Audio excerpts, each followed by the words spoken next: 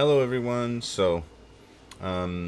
This is an intro to what I am now calling Xayun Waho. I'm not even going to go into all the stuff that led to that.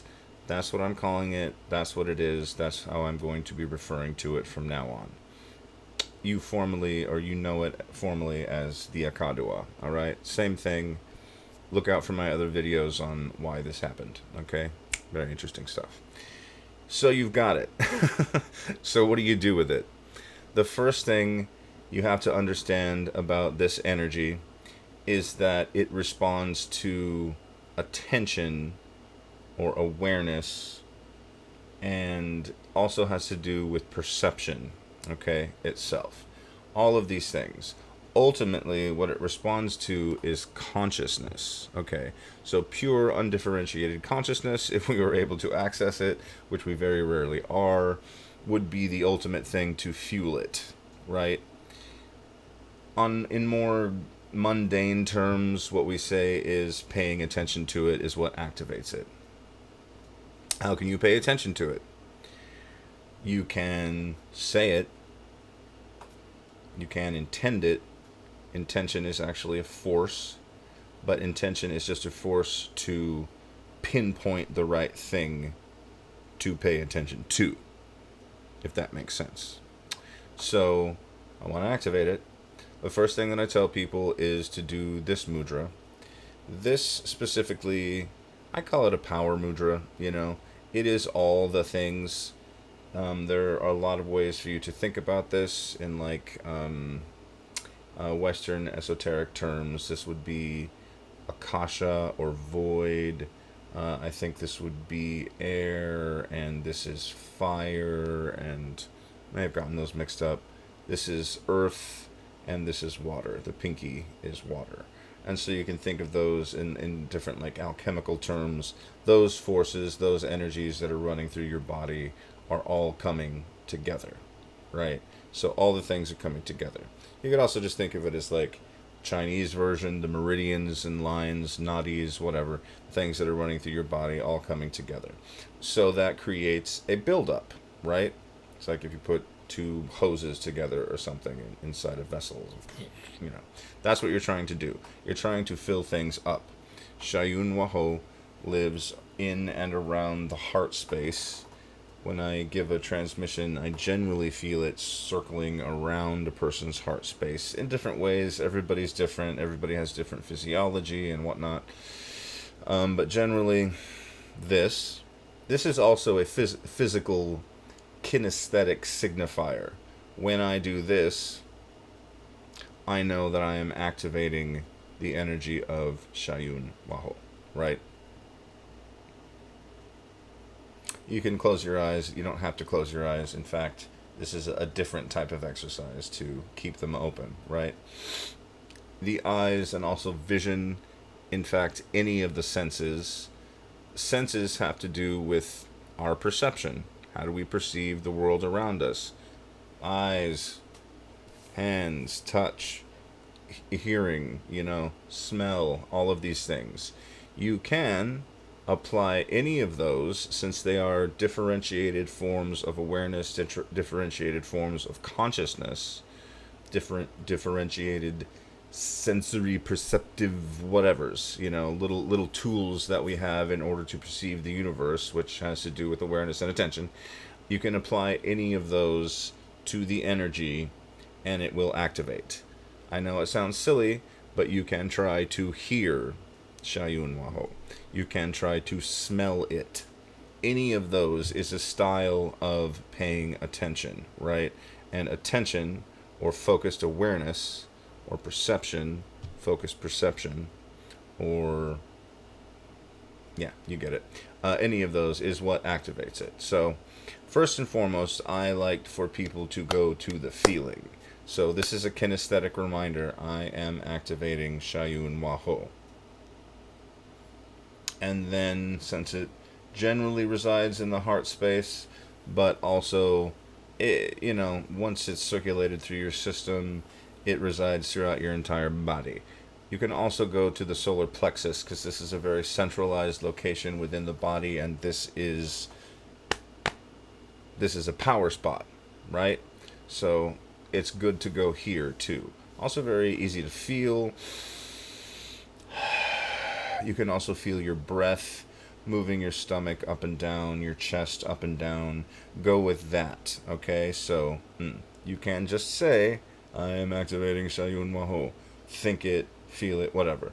But what really is necessary is not words or thoughts. Those kind of mental things don't really do much. What is necessary is perception and intention, attention, awareness, right? So we connect all those things together. We go internally and we start to feel for the energy. We start to feel for it. Like, where is it? What does it feel like? Little feelings and sensations of fullness start to happen. Heat could be coolness, magnetic pulls. These are the different aspects of Xayun Waho. There's the earthly obsidian, there's the lunar sort of metallic, silvery kind of energy. There's a sort of electric, atmospheric energy. These are just poetic descriptions. And obviously, the Akadua system, it's been stated before that this was just poetic descriptions of the energy to begin with. That's what they feel like. Just because we call it obsidian doesn't mean that it's the energy of obsidian, the stone, So I'm starting to include other descriptors when I'm as I'm framing or reframing my modality of Xayun Waho, because I want people to think about them in different ways, It does not mean just because, I'm activating the obsidian energy, or I feel that heavy stability, that is the obsidian energy. However, it can also be thought of as the most earthly of the aspects. And I'm also calling them aspects, not varieties, because they are not different varieties. They are just different refractions of the same pure light of most sacred unity. All right? So we're feeling, we're sensing, we're looking for different things. Then after several minutes of doing this, and you're breathing slow and naturally, you want to be relaxed, of course. If you start with your eyes closed, then open your eyes. Try to notice things around you, different things. There might be a sheen to things. There might be a different quality to things, a watery quality or something like that.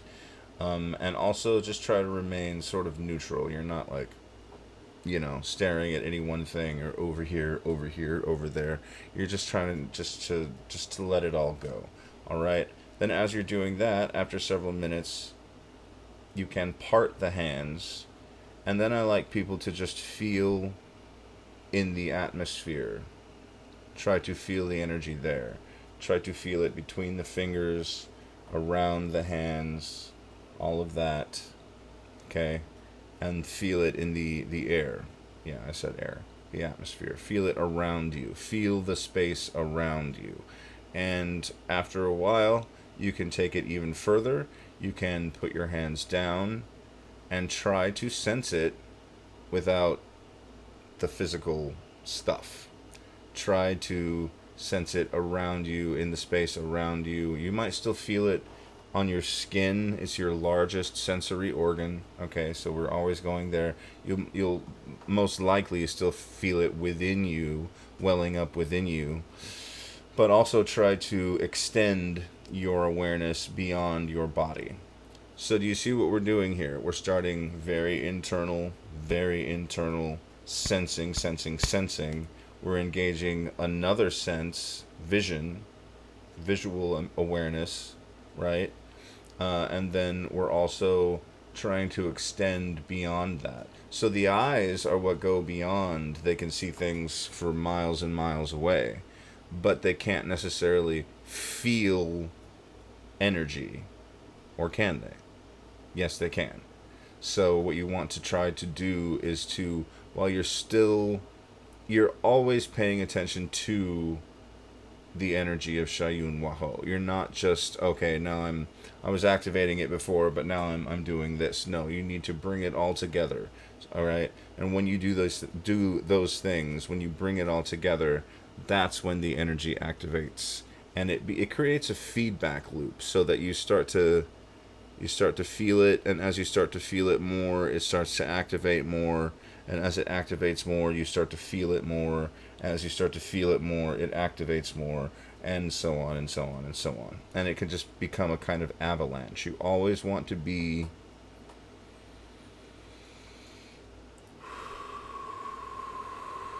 also, as we're doing that, as I was doing that, also, you can start to breathe in a specific way and play with different breaths. It's fine. In through the nose, out through the mouth, whatever really suits you. Try to taste the energy. I know this is very strange. This is shamanic stuff, and yet it also has to do with extending our perception, our perceptive abilities, our awareness into things beyond what we normally perceive as, or what we normally consider those things. I will get my words eventually, brain. We're extending our awareness into things beyond the five senses, beyond the capabilities of the five senses, beyond the apparent abilities of the five senses. So I remember a story of a shaman who took an apprentice, and he had him stare at a boulder for days and days and days. Just this one spot, stare at the boulder. And he's like, okay, I guess I'll stare at this boulder for a while. And he did, and he did, and he did. Of course, eventually he started to have experiences connecting to it or something like that. And then, after he got to a certain point, the shaman told him, okay, now extend inside the boulder. And because he had developed one ability to a certain point, suddenly he was now able to get inside the boulder. And it was a totally different unifying experience. This is also what meditators do in the Buddhist tradition, in the Taoist tradition, in the Hindu yogic tradition. Staring at one object and achieving union with it. In some traditions, it will be called samadhi.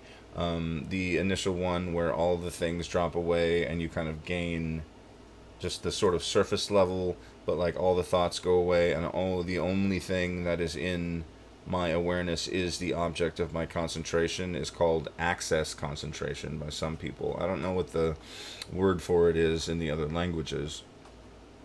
And there's a type of the same thing in yogic practice too, or yeah. So these are all the same thing, different styles of the same thing. We're extending the senses beyond, we're extending our perceptive abilities beyond the senses. This is the stuff we need to do to propel Xayún Waho to grow. Okay, so that's the first video. I know it's a lot to take in, but go back and rewatch it and let me know what you think and if you have any questions. Now, work with it. Try all of these things. A lot of people get very confused after they have their first, transmission or even like a Reiki attunement. Well, what do I do now? I would see people at Coyote's events who were apparently level 3 master level, and they had no idea whether the energy was actually turned on. I'm like, if you're a level 3, you should be blasted into the cosmos by now. There is no excuse for this. This is a complete lack of training and a complete lack of practice, and it's not acceptable. I was livid, because I was already a certain level. I think I was like level 2, and I was already expressing all of the varieties. I was combining them. I was doing all this stuff. But again, I had these two intersecting paths and this sort of Kundalini, Daichi, Shakti, whatever, like shaking it up and giving it this extra boost to grow through my system. So if you want to know more about that, I will do videos about that as well. What I'm trying to do is to teach people how to get this energy to grow, how to get you to the next level, all right? Because the next level will happen naturally. What are the higher levels of working with this energy? Altered states of consciousness. Without any drugs, slipping into trance states at will, being able to move or shift the assemblage point, which is the locus of all of our lines, or all of our filaments of perceptive energy, I guess, of awareness, and direct it into anything that we want to, and suddenly we start perceiving from that place, and it's a completely different way of perceiving. What's the point of that? Well, first of all, it feels really amazing. Second of all, it proves to you beyond a shadow of a doubt that different realities actually exist. You want to know about different realities and assemblage points and adjustments, go read the Castaneda stuff, you can entertain yourself lightly without having to smoke weed or drink or take drugs, if that's your jam, on a very sort of surface level, not spiritual stuff. Beyond that, to do magical work, to do manifestation, in my opinion, it is necessary not just to have this extra boost of energy to apply to that magic or manifestation. It is necessary to get into altered states of consciousness. I can and do shift my assemblage point to the perfect location for me to manifest whatever it is I want to manifest. And using intention, refining intention to a specific point, all I have to do is intend to do it, and it happens. I know it's weird if you think about the assemblage point and the luminous energy field, that there is a perfect junction point within this, what we think of as a physical egg, for manifesting $11 on a Monday. I don't know, and yet it does exist. The lines and filaments of energy come together to the assemblage point. We move or shift the assemblage point, and as we do that, there are these jolts and flooding of energy that comes into our system for whatever the thing is that we chose to attach it to. It's very strange, and it's very awesome, and people need to know more about this stuff. I am doing podcasts now. I am doing I have a Patreon page, which if you do sign up for, basically what's on it right now is just my free podcast. But also, if you do support my work, you will see a bunch of articles on the assemblage point and all of this weird, wacky stuff that nobody seems to have been able to make any sense out of for a very long time. I know there are people who work with the assemblage point and make adjustments to it or whatever, but when you read the Castaneda stuff, it sounds like beyond, like, what is this guy talking about, and unless you have some method of dislodging it and actually experiencing these realities as true and these abilities as true and possible, then you're just willing to just throw it away, and it's okay, maybe it's just a bunch of fiction. All right, so this is the stuff that's happening for me. I know this is just supposed to be an intro video to Xayun Waho and how to use it, but yeah, there will be more to come. Thank you for watching.